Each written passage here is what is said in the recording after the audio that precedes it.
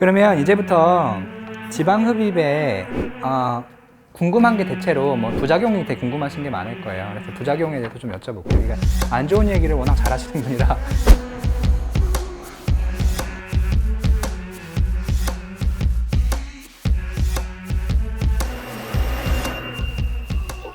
이게 지방 흡입 수술을 한 다음에 살찌게 되면 수술 부위가 아닌 다른 부위가 살이 더 찐다는데 어떻게 생각하세요? 맞아요. 맞아요. 네, 맞아요. 네. 그게 지방흡입 수술을 했다고 해서 네. 많이 먹어도 살이 안 찌는 사람이 된 건 아니잖아요. 지방흡입 수술이 네. 이제 그 장점으로 두 가지를 말을 하는데 그 두 가지가 뭐냐면 첫째, 이 부위는 내가 아무리 노력해도 빠지지 않는다. 그거를 수술로 확실하게 줄일 수 있다. 그게 첫 번째 장점이고, 두 번째 장점은 그렇게 확실하게 한번 뺀 부위는 살이 다시 찌더라도 원래대로 되돌아가지 않는다. 이 두 가지가 지방흡입 수술의 장점입니다. 네. 이거를 뒤집어서 생각을 해보면, 자, 내가 많이 먹었어요. 체중이 늘었어요. 네. 팔은 살이 안 쪄요. 그럼 다른 데가 어디서 늘어났으니까 체중이 늘어났겠죠. 그래서 다른 데는 증가할 수 있어요.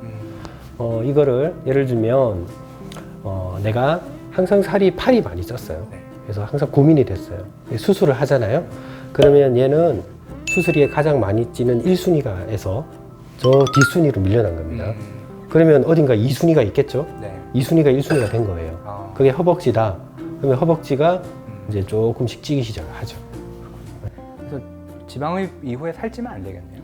근데 그게 보통 한 5kg 이내 범위 정도는 크게 상관은 없어요. 예, 근데 뭐 10kg, 20kg 이렇게 증가하면 엄청 되고, 그리고 체중을 어느 정도 유지를 하면 이살을 가진 않습니다. 그러니까 예를 들어서 뭐 여기 있는 지방이 일로 저절로 알아서 가고 그러지는 않아요. 예, 어느 정도 유지만 하면 괜찮습니다. 네. 허벅지 지방 흡입 수술 후 울퉁불퉁해질까 봐 걱정돼요. 이건 정말 많이 받는 질문이죠. 근데 허벅지뿐만이 아니라 모든 부위가 이제 지방 흡입을 하고 이제 울퉁불퉁해지는 걸 가장 걱정하죠.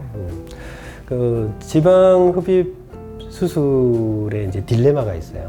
딜레마가 뭐냐면 다들 아까 말했다시피 사이즈와 라인을 효과를 크게 하고 싶잖아요. 그쵸. 그래야 만족도가 올라가니까. 그쵸. 많이 뽑아야 많이 줄죠. 그래서 많이 뽑는 병원을 찾아서 막 돌아다닙니다. 근데 많이 뽑으면 그 뒷면에 부작용이 늘어나는 위험성도 있어요. 너무 많이 뽑아서 오히려 울퉁불퉁해질 확률이 높아지는. 네. 지방 흡입이란 게 지방을 정말 다 뽑아서 제로로 만드는 수술이 아니에요. 네. 피부 밑에 일정량의 지방도 남아 있어야 됩니다. 왜 그런가요? 그거 다 뽑으면 피부 밑에 부속기관들도 다 손상이 되고 혈관 손상, 신경 손상, 인대 손상 돼서 처지고 부작용들 괴사라든지 감각 저하라든지 엄청나게 심각한 부작용이 생길 수가 있어요. 지방흡입은 어느 정도까지 지방흡입을 하면 결과도 매끈하고 뭐 사이즈도 어느 정도 적당하게 줄어들고 만족스러운 결과를 가질 수 있어요. 하지만 욕심을 내서 과하게 흡입을 하면 울퉁불퉁하다든지 그런 많은 부작용들이 여전히 존재합니다. 그러면 또 어떤 분들은 조금 적게 빼서 아쉽다 이럴 거 아니에요. 그러면 그 이후의 처치를 어떻게 하는 게 좋을까요? 안전하게 빼고 조금 아쉽다면 좀 더 뺐으면 좋겠다는 생각들 들면. 그럴 때는 이제 평가를 해봐야 돼요. 지방이 이제 더 뽑을 수 있는 지방이 얼마나 남았는지 초음파 같은 걸 보고 만져보고 해서 봐야 되고, 또 하나의 중요한 게 그 바깥에 있는 피부 상태를 체크를 해야 돼요. 그래서 피부 탄력이 조금 더 뽑아줘도 이 정도는 버틸 수 있겠다 싶으면 조금 더 뽑아줄 수 있어요. 하지만 여기서 더 뽑으면 얻는 것보다 잃는 게 더 많겠다라고 생각되면 더 뽑는 걸 추천하지 않죠. 그리고 부위에 따라서 더 뽑으면은 이제 처져 버린다든지 힙이 처진다든지 그런 이제 안 좋은 결과가 나올 수 있는 부위도 있어요. 그런 것도 잘 생각해서 이제 평가를 해야 되고, 그래서 그럴 때 이제 수술이 더 해서 크게 얻을 게 없다. 그런 경우에는 결국 체중 감량, 그다음에 스트레칭 운동 그런 걸 해야죠. 이거는 저희 직원이 궁금해했었던 질문이고 제가 지방 흡입 때 많이 받았던 질문인데, 엉덩이 밑에 이렇게 처지신 분들 어떻게 지방 흡입 잘못하면 엉덩이 더 처지는 경우 있잖아요. 그건 왜 생기는 건지랑 그걸 피하는 방법이 있을까요? 그게 이제 요즘에 항상 이슈인데요. 네. 엉덩이 처질까봐 네. 엉덩이는 손 안 대고 네. 허벅지만 흡입을 했어요. 네. 근데 수술을 했더니 엉덩이가 처진 거예요. 네, 오히려 더. 네. 이게 왜 그러냐면 엉덩이 뒤에서 네. 허벅지로 이어지는 네. 곳은 엉덩이 바로 밑부분은 기둥입니다. 엉덩이를 떠받치고 있는 힙 기둥이에요. 네. 그래서 엉덩이가 네. 부피가 있고 무게가 있잖아요. 그렇죠. 그러면 본인이 다이어트를 해서 체중 감량을 하면 엉덩이도 줄어들고 허벅지도 줄어들어요. 그렇죠. 그래서 그 힘의 균형이 깨지질 않아요. 음. 근데 엉덩이는 그대로 두고 허벅지만 줄어들면 그 누르는 무게가 더 많아져서 밑에서 받치는 힘이 약해져요. 그래서 힘이 처져버립니다. 무너지는 거군요. 네. 그래서 수술을 할 때는 오히려 힙 처짐을 예방하기 위해서는 오히려 힙 아래 구간 부위를 좀 흡입을 해주고 힙 기둥이 되는 부위는 많이 뽑으면 안 되고 그렇게 해서 이렇게 수술을 할 때 그런 역학관계도 생각하면서 수술을 해야 돼요. 힘의 균형을. 네.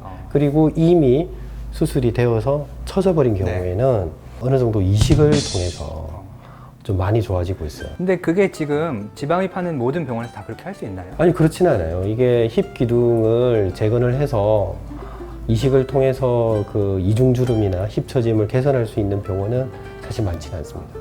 그 본인 자랑을. 되게 사실 잘하세요. 그래서 제가 모시고 나면 어렵게 모셨어요. 네, 하여튼. 그다음에 등 지방 흡입 수술은 유착이 잘 되는 부위라는데 어떤가요? 이런 질문이 있네요. 등은 유착이 없죠. 네, 저도 그렇게 이거는 패스할게요. 등은 유착이 없다고 하시네요. 네, 등은 저는 한 번도 본 적은 네, 없습니다. 피부가 네. 워낙 두꺼우니까. 네, 유착이 안 생깁니다. 그러면 유착이 제일 잘 생기는 부위. 피부가 얇은 부위죠. 네. 안쪽. 팔 안쪽, 아랫배, 허벅지 안쪽. 그걸 예방하는 방법이 있을까요?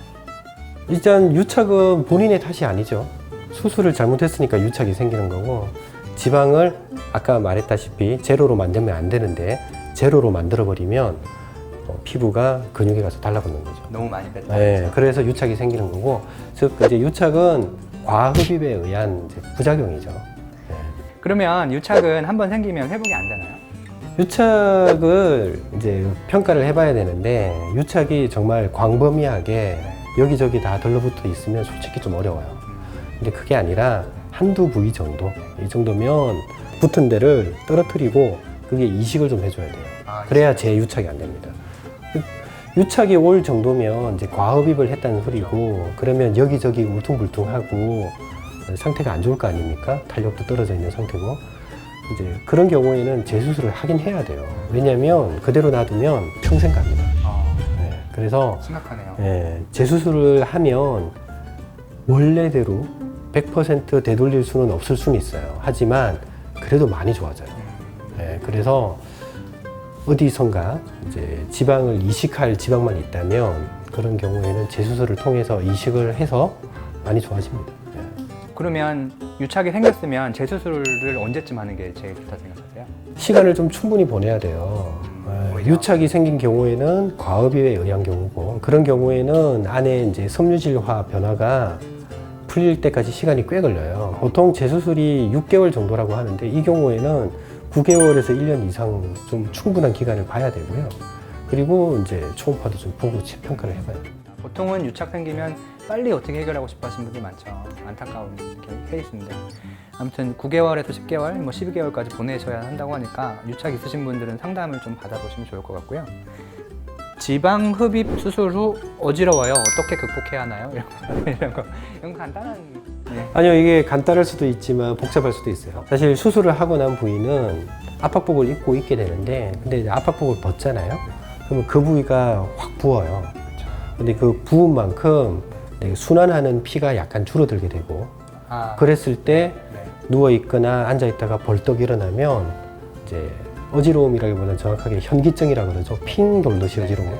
그런 현상이 있을 수는 있어요. 그래서 수술하고 보통 한 2, 3일 정도는 갑자기 일어나거나 압박복을 벗은 상태에서 일어나면 어지러울 수 있으니까 이제 뭔가를 붙잡고 일어나거나 누군가 부축을 좀 해주면 좋거나 그렇고요. 근데 이제 이거는 이제 어느 정도 일반적인 이야기인데 이게 떠나서 누워 있다가 앉아 있거나 일어나면 얼굴이 허옇게 되고 입술이 새파랗게 되는 경우도 있어요. 왜 그런가요? 그건 수술 중에 피가 너무 많이 나서 그런 거예요. 빈혈이 생겼군요. 네, 그런 경우는 좀 고생을 많이 합니다. 일주일 내내 누워 있었다는 사람도 있고요. 그 경우에는 병원에 가봐야 돼요. 병원에 가면 어떤 치료를? 피 검사를 해야죠. 너무 피가 많이. 네, 그래서 빈혈 수치가 얼마까지 떨어졌는지 체크를 해야 되고, 대부분은 철분제 복용이나 철분제 주사로 해결이 되고 수액 치료로 해결이 되는데, 매우 심각한 경우에는 수유를 하는 경우도 있어요. 그게 흔한가요? 흔하진 않아요. 뭐 저는 한 번도 해본 적은 없지만, 그래도 1년에 한 번 정도씩 병원에서 하는 거는 본 적은 있어요. 하루에 전신을 다 흡입을 네, 한다든지 대용량을 너무 많이 뺀다든지 그럼 피도 많이 납니다. 그렇겠죠. 그러면 이제 수술은 끝났는데 환자는 허옇게 되어 있고 앉으면 어지럽다고 그러고, 이제 그러면은 이제 너무 출혈이 많이 돼서 그런 게 아닌가 의심을 해봐야죠. 보통 이제 너무 피가 많이 나서 어지러운 경우에는 일주일 내내 어지럽다고 생각하시면 되고, 그게 아니라 지방 흡입에 의해서 잠시 잠깐 어지러운 거는 하루 이틀이면 괜찮아지고요. 다시 한번 말씀드리면 예방법은 물 많이 먹고 압박복 입고 있으면 됩니다. 철분제 좀 드시면 좋고. 철분제가 수술 전에 빈혈 수치가 없었으면 굳이 먹을 필요는 없고요. 수술 전에 빈혈기가 살짝 있다 정도면은 철분제 약간 드시는 것도 괜찮습니다. 제가 다른 병원에서 일할 때 거기에 계신 어떤 지방흡입 하시는 선생님 한 분은 임신을 안 한 여자분들, 임신 전에 여자분들은 복부 지방흡입을 잘 안 하셨어요. 나중에 임신했을 때 배가 커졌을 때 문제가 될 수 있다 이렇게 믿고 계시고 그래서 그분은 잘 안 하셨었는데 그건 어떻게 생각하시나요? 그런 질문을 받아보기는 했는데 저는 항상 똑같이 대답을 했어요. 아무 상관없다고. 네. 예, 무슨 해부학적이거나 생리적인 그런 연관은 없는 것 같고요. 오히려 이제 임신을 하게 되면 배가 이렇게 늘어나잖아요. 그러면 피부가 뭐 더 잘 아시겠지만 타고나는 게 되게 크잖아요. 그래서 피부가 원래부터 두껍고 탄력이 좋은 사람도 있지만 피부가 얇고 탄력이 떨어지시는 분들도 계세요. 그래서 임신을 하게 되면 배가 확 늘어날 때 아무리 조심해도 살이 다 터버리시는 분도 계시고, 아무리 배가 커져도 탄력이 좋으니까 튼살 하나도 안 생기는 분도 계세요. 근데 어찌됐건 그 늘어날 때 늘어나는 정도가 과하게 늘어나면 생길 수 있잖아요. 근데 수술해서 복부 사이즈가 줄어든 상태면 그런 튼살이 생길 가능성도 오히려 줄어들지 않을까. 오히려 긍정적일 수 있다. 근데 저는 사실 저도 지방흡입을 하던 때여서 그게 잘 이해가 안 가가지고, 근데 그 선생님은 너무 굳게 그렇게 말씀을 하셔서 그런 다른 어떤 생리학적 기전 같은 거를 생각하시고 그런 말을 하셨을 수가 있다고 생각은 드는데, 그렇게 내분비적으로 큰 연관이 있다고 생각되지는 않습니다. 그러면 지방 흡입의 이제 마지막 단계인데 가장 심각한 부작용이라고 할 수 있는 정말 심각한 건데, 사망 사고가 가끔 있잖아요. 1년에 한두 번 있는데 그게 어떤 일 때문에 일어나는지. 네. 일단 마취 사고가 좀 큰 걸로 알고 있고요. 마취 사고를 제외하면 지방 흡입 자체 때문에 사망 사고가 일어나는 경우는 사실은 많이 없어요. 근데 뭐 이제 예전에는 장천공 같은 경우가 있을 수가 있었어요. 근데 장천공은 사실 특정한 케이스만 조심하면 돼요. 어떤 케이스? 예를 들어서 복부 수술을 여러 번 했다. 뭐 예를 들면 제왕절개를 2번 했다, 3번 했다. 복부 절개를 몇 번 했다. 그런 경우에 복벽 근육이 매우 얇아져 있는 경우가 있어요. 종이짝처럼 얇아져 있는 경우가 있어요. 그런 경우에는 장천공이 일어날 수가 있고요. 또 하나는 배꼽 탈장이 있습니다. 탈장. 네, 참외 배꼽이라고 그러죠. 네, 그런 경우가. 배꼽이 볼록하게 튀어나와 있는데 배꼽 탈장이 있는지 체크를 하고, 만약 배꼽 탈장이 있는 경우에는 배꼽 탈장부터 먼저 교정을 하고 수술을 해야죠. 예, 그런 경우를 제외하면 장천공은 거의 없습니다, 최근에는. 예. 그리고 이제 정확하게 따지면 지방 흡입이라기보다는 지방 이식에서 가끔 사고가 터져요. 예전에 우리가 학생 때는 지방 흡입 배울 때 그 부작용으로 지방 색전증이라고. 예, 그래서 이런 게 생길 수 있기 때문에 절대 하면 안 된다 이렇게 배웠잖아요. 근데 이제 지방 색전증이 사라진 게 그 투메센트 테크닉이라고 해서 지방 흡입 수술하기 할 때 미리 이제 투메센트라고 하는 특수 용액을 집어넣고 불린 다음에 이제 흡입을 하는, 요즘에는 다 그렇게 하죠. 그 방법이 만들어지고 난 이후부터는 지방 흡입에서 지방 색전증은 거의 사라졌어요.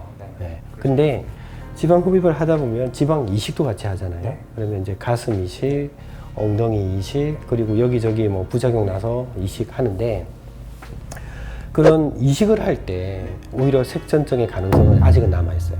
이식할 때는 예, 흡입보다는. 예, 그래서 얼굴 같은 경우에도 뭐 실명이 온다든지 그런 부작용이 있을 수 있고, 가슴 같은 경우에는 지방 색전증까지는 아니지만 뭐 이렇게 안에 몽우리가 잡힌다든지 뭐 이렇게 만져진다든지 뭐 그럴 수 있지만, 이제 최근에 문제가 됐던 게 이제 저기 미국이나 네. 저기 남미 쪽에서 엉덩이 이식을 거기는 많이 해요. 많이 하죠. 예, 근데 엉덩이 이식을 할 때 지방층에만 지방 이식을 하는 게 아니라 근육층에도 이식을 많이 해요.